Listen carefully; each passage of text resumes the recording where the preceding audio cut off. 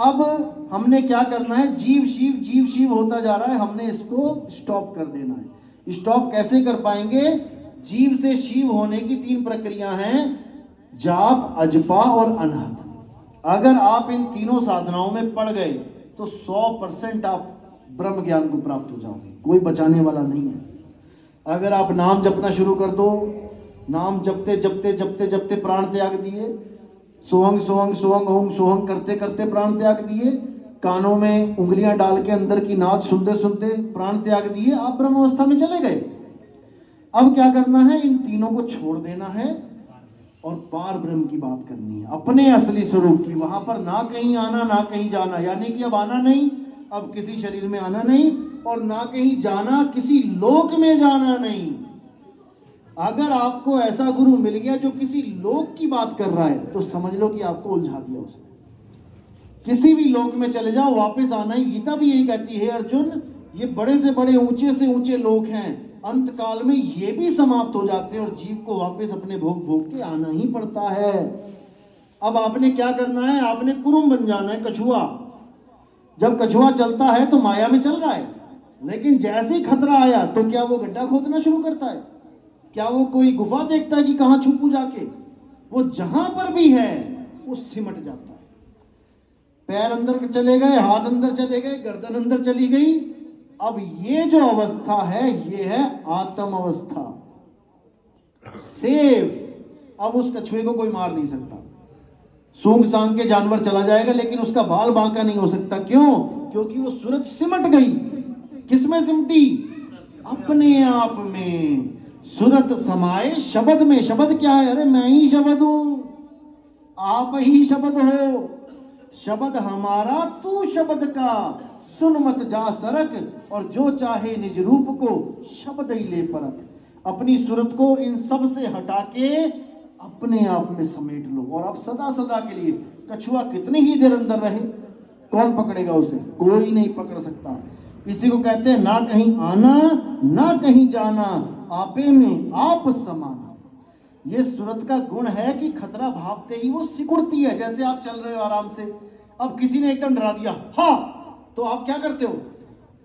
याद रखना, सिकुड़ने की कोशिश करते हो। यही गुण है सूरत का। लेकिन इसको समझ में नहीं आ रहा कि मृत्यु के वक्त मैं क्या करूं। सिकुड़ना चाहती है लेकिन सिकुड़े तो सिकुड़े कहां, ये नहीं उसको समझ में आ रहा। ये समझाने वाला गुरु मिल गया तो आपकी सूरत को कोई रोक नहीं सकता। कहते नलनी के सुगना तोहे कौन पकड़ी, तुम्हें कोई पकड़ ही नहीं सकता। तुम पकड़े जाते हो अपने अज्ञान के कारण। जब तुम अपने आप को ना जान के किसी और पे आस लगा लेते हो कि वो मुझे बचाएगा, तुम मारे गए। अगर कछुआ अपने आप को छोड़ के कहीं और आस लगा ले कि कोई और आएगा मुझे बचाने, मारा गया। इसीलिए बोला है कि ना गुरु ना चेला और सबसे भला अकेला। सबसे बढ़िया ज्ञान है गुरु। ज्ञान मिल गया, अब आप निडर होके अपने आप में रमण करो। तीसरा अध्याय 17वां श्लोक गीता का यही बोलता है बार बार कि हे अर्जुन, वैसे तो बहुत भक्तियां हैं करने की, योग कर लो, जप कर लो, पूजा पाठ कर लो, सब कुछ कर लो, लेकिन से शुरू होता है 17वां श्लोक। लेकिन जो लोग अपनी आत्मा में संतुष्ट हो जाते हैं, जो अपनी आत्मा में रमण करते हैं, जो अपनी आत्मा पे निर्भर हो जाते हैं, हे अर्जुन, उनके लिए कोई कर्म कर्तव्य पूजा पाठ लागू ही नहीं होता। कुछ नहीं करना उसने, केवल आत्म ज्ञान प्राप्त करना है और अपनी सूरत को समेट लेना है। क्योंकि सूरत फंसी हुई है, आत्मा नहीं फंसी। आत्मा तो देव है, आत्मदेव कहते हैं उसको। गुरु ग्रंथ साहब में लिखा है आत्मदेव पूजिए। अगर किसी की पूजा करनी है तो आत्मदेव की करनी है, जीव देव की नहीं करनी है। जीव तो फंसा हुआ है सूरत रूप में। सूरत फंसी संसार में तासे पड़ गई दूर। किससे दूर पड़ गई? खुद से दूर पड़ गई। कुत्ता शीशे में देख रहा है अपने प्रतिबिंब को, खुद से दूर पड़ गया, उसको भौंक रहा है। अब ऐसा गुरु मिल जाए जो उसकी सूरत को पलट दे। उलट समानी आप में प्रगटी ज्योति अनंत, और साहिब सेवक एक संग खेले सदा बसंत। तुम्हारा असली स्वरूप है साहिब, और तुम्हारा जो ध्यान जा रहा है जीव रूप में वो है सेवक। साहिब सेवक एक संग, खेले सदा बसंत। फिर पतझड़ नहीं होगी। पतझड़ का मतलब पत्ते टूट जाना, बिछोड़ा पड़ जाना। अब तुम्हारी बसंती बसंत है। तो केवल तुम सूरत की वजह से बिछड़े हुए हो और सूरत को वापस करके ही एक हो जाओगे। लेकिन आपको सिंहासन पे चढ़ना पड़ेगा। जब तक सिंहासन नहीं समझ में आया आपको, जब तक आप चढ़ ही नहीं पाओगे। तो साहिब कह रहे अब तो जाए चढ़े सिंहासन और मिले हैं सारंग पानी। राम कबीरा एक भये हैं, कोई ना सके पहचान। जैसे गंगा नदी गिर गई समुद्र में, अब कोई ये नहीं बता सकता कि गंगा नदी है कहाँ इसमें।